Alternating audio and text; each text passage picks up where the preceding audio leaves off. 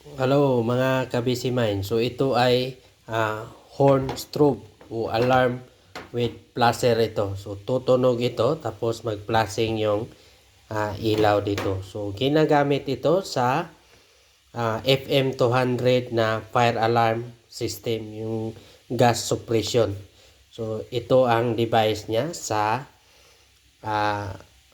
labas, ito inilagay sa area para ma-inform ang mga tao doon sa labas na may fire alarm na nangyari sa loob.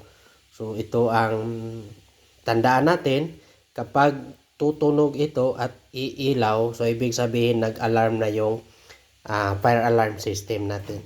So ang pag-connect nito, pag-terminate nito, dito makikita natin yan, may terminal yan, is plus, is minus, so positive at saka negative. So dito natin i-terminate yung dalawang wire na positive at saka negative.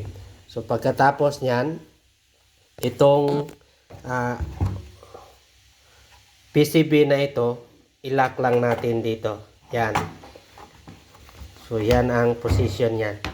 So nakalock na yan. So tingnan natin maayos yung cable, kung maayos ba ang pagka terminate para hindi mag-lose contact yung ating device.